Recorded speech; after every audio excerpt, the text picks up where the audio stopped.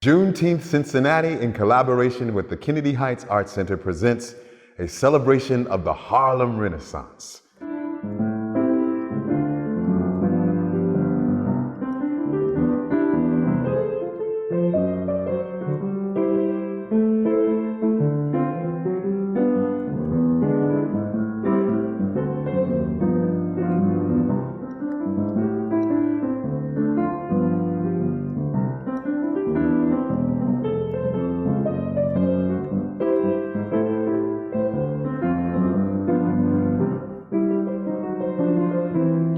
I remember Harlem. Do you? The Harlem Renaissance encompassed poetry, prose, painting and sculpture, jazz and swing, opera and dance. What united these diverse art forms was their realistic presentation of what it means to be Black in America. What Langston Hughes called an expression of our individual Black selves, as well as a new militancy in asserting our civil and political rights. The name alone does not describe the vast influence that this movement had on not only America, but the world. While the Renaissance was not confined to the Harlem district of New York City, Harlem attracted a remarkable concentration of intellect and talent and served as the symbolic capital of this cultural awakening. Cities like Detroit and Chicago, LA and Philadelphia were also greatly influenced by this great migration, or exodus, so to speak. This exodus of Black artists and intellectuals making their journey from the rural South to the industrialized cities of the North in an effort to express themselves through representing what it means to be and live Black in this oppressive land. But at the height of the movement, Harlem was the epicenter of American culture.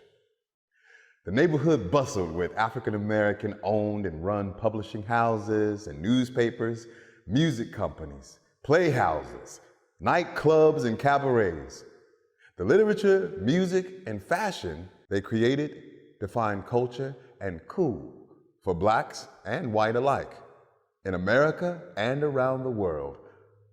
Among the Harlem Renaissance's most significant contributors were intellectuals W.E.B. Du Bois, Marcus Garvey, Cyril Briggs, and Walter Francis White, electrifying performers like Josephine Baker and Paul Robeson, writers and poets Zora Neale Hurston, Effie Lee Newsom, Countee Cullen, visual artists Aaron Douglas and Augusta Savage, and an extraordinary list of legendary musicians, including Louis Armstrong, Count Basie, Eubie Blake, Cab Calloway, Duke Ellington, Billie Holiday, Ivy Anderson, Josephine Baker, Fats Waller, Jelly Roll Morton, James Rosamond Johnson, and countless others. Embracing literary, musical, theatrical, and visual arts, participants sought to reconceptualize the Negro apart from the white stereotypes that had influenced Black people's relationship to their heritage and to each other. They also sought to break free of Victorian moral values and bourgeoisie shame about aspects of their lives that might, as seen by whites, reinforce racist beliefs. Never dominated by a particular school of thought, but rather characterized by intense debate, the movement laid the groundwork for all later African-American literature and had an enormous impact on subsequent Black literature and consciousness worldwide. While the Renaissance was not confined to the Harlem district of New York City, Harlem attracted a remarkable concentration of intellect and talent and served as the symbolic capital of this cultural awakening. Good evening, everybody. My name's Dr. Isidore Rudnick from Cincinnati Public Schools, and it's such a pleasure to present a concert of music of the Harlem Renaissance. This is music that was played in the 1910s, 20s, and 30s in Harlem, New York, by some of the greatest jazz musicians in history. We are going to start out by playing a piece written by one of the greatest jazz pianists. He played a style called the Harlem Stride style, and that was the great pianist and composer Fats Waller. This tune is called Ain't Misbehavin', and he wrote it in 1929. He wrote it for the Broadway musical play called Connie's Hot Chocolates. Fats Waller was a dynamic performer. He was an amazing composer, not only of jazz pieces, piano pieces, but also wrote a lot of music for shows, for Broadway musicals. He was a true American genius. He was also an amazing entertainer, was a great comedian, and had a singular rapport with the audience. So here's our version of his great tune called Ain't Misbehavin'.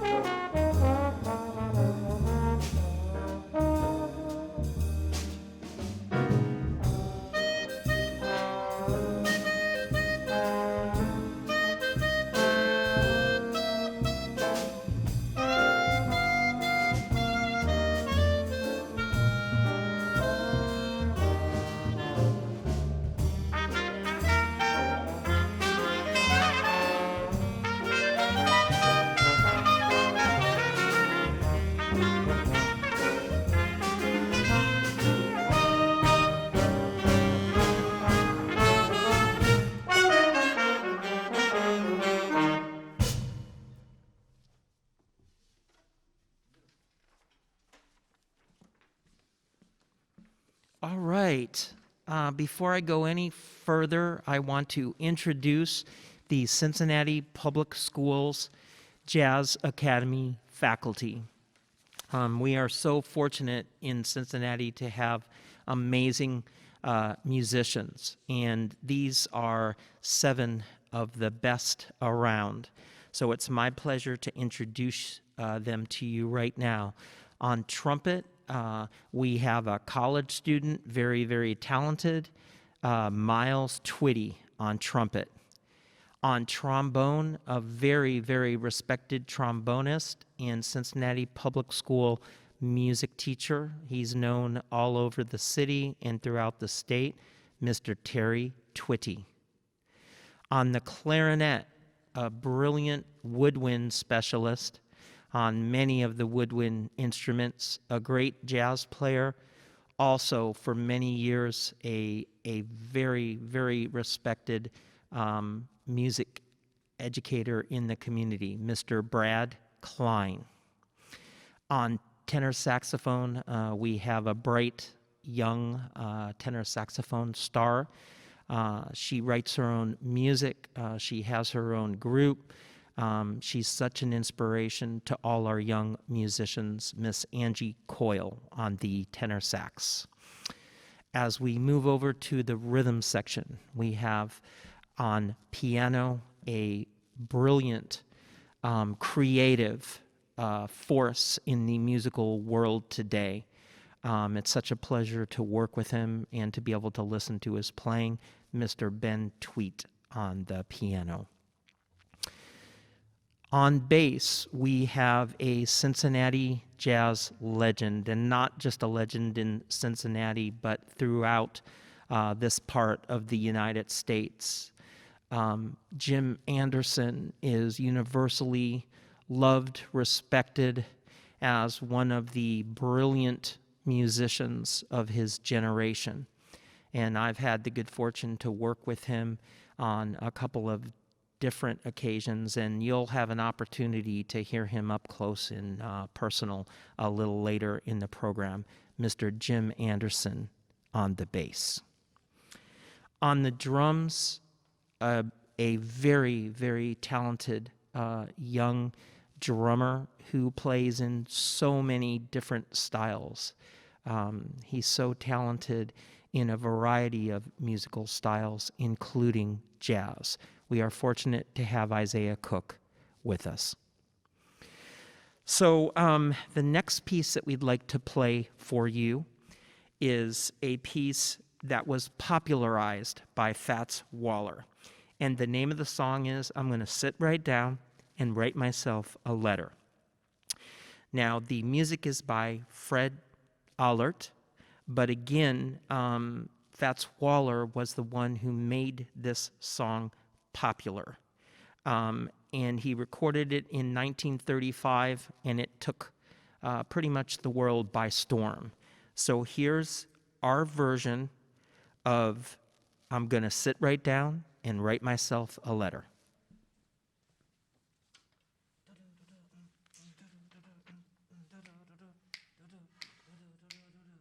One, two, and...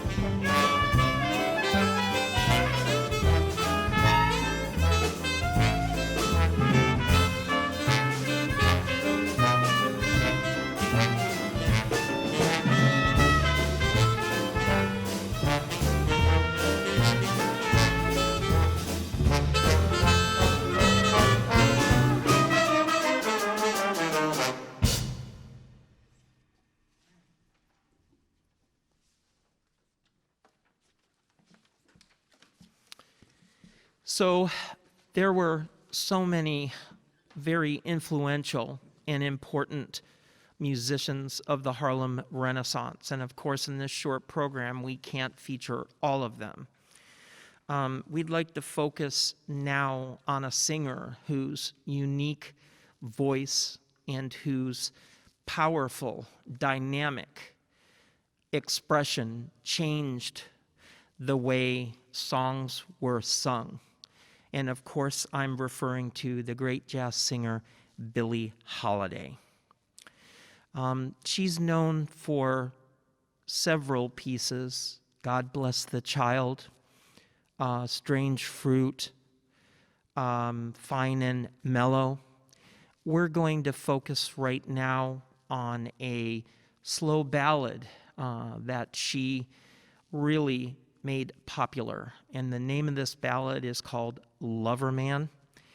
And when she played it with another jazz musician who she had a brilliant collaboration with, and that was the great Lester Young on tenor saxophone, Prez. And to hear them both play this song is just a unique musical experience. So we'd like to feature our tenor saxophonist with a nod towards Lester Young, and we'd like to do Lover Man for you right now.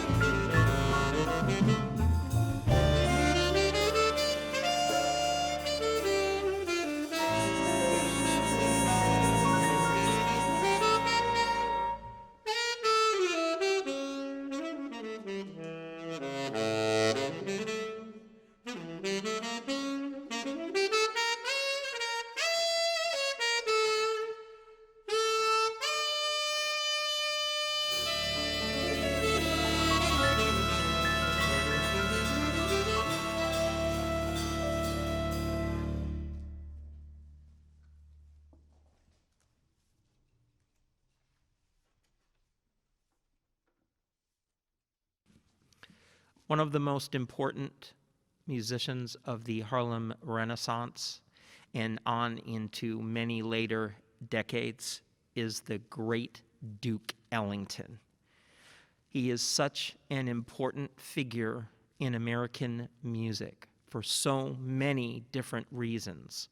A few of them are the following.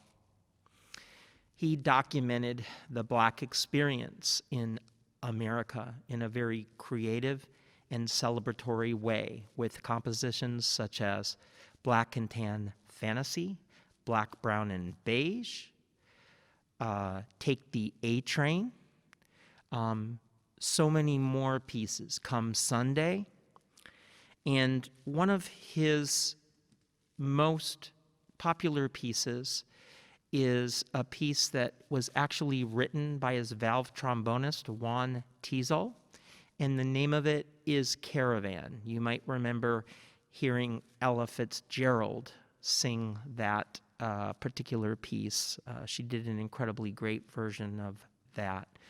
But Duke did several different versions of Caravan throughout his career. This is a song that is probably played virtually every hour on the hour, pretty much in most countries of the world, as are many of his other great jazz compositions. A few of the other reasons why Duke is so important. He's definitely the most prolific jazz composer in history, writing approximately 2,000 compositions. The fact that he was able to create, mold, and shape an entire orchestra and keep it together, record, travel, tour, perform for over 5 decades is astounding, absolutely astounding. He was also the second American cultural ambassador after Louis Armstrong and took his big band music all over the world. So we'd like to pay tribute to the great Duke Ellington with our version of Caravan.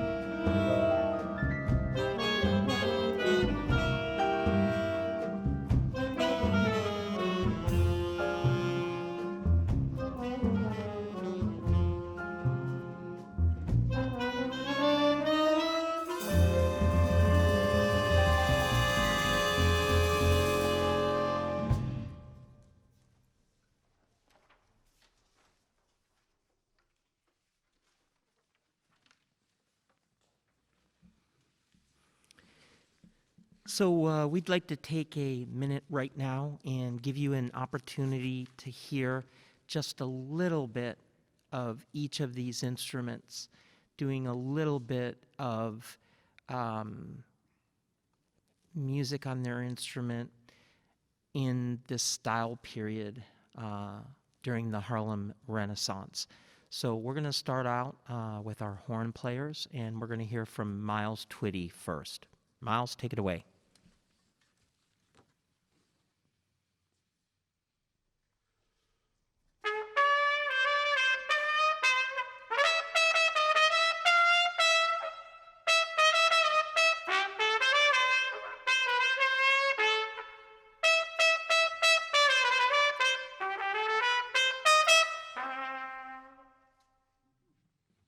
Yeah. Next, we're going to hear from Terry Twitty on the trombone.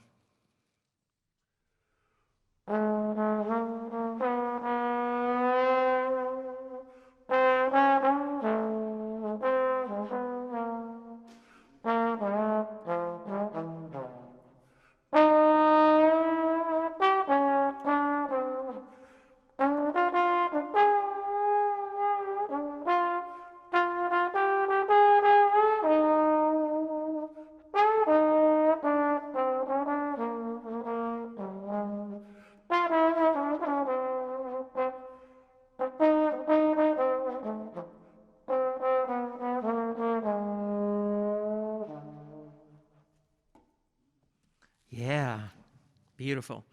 Next, Brad Klein on the clarinet.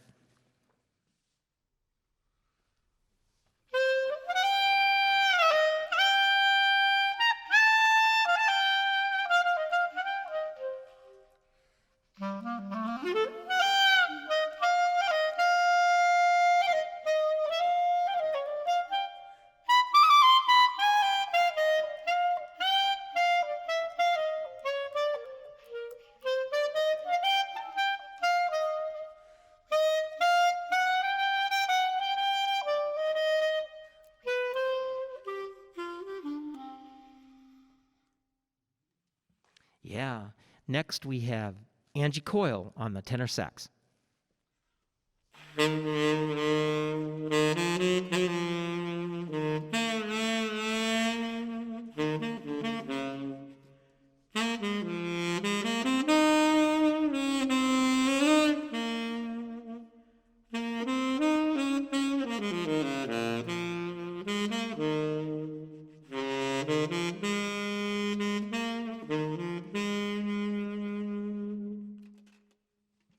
Yeah. Next, we have Ben Tweedt on the piano.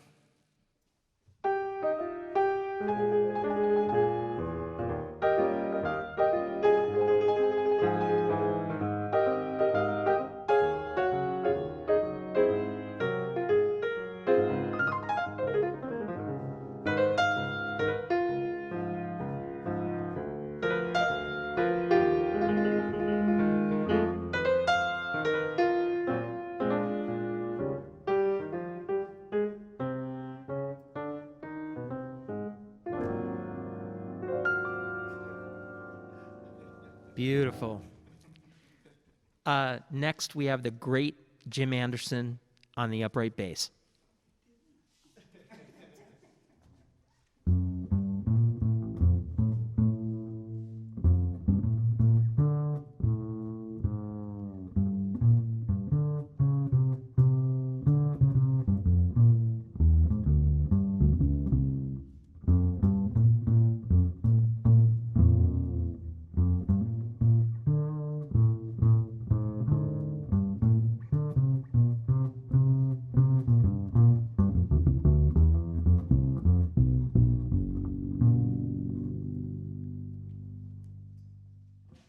Yeah. And finally, we have Isaiah Cook at the drums.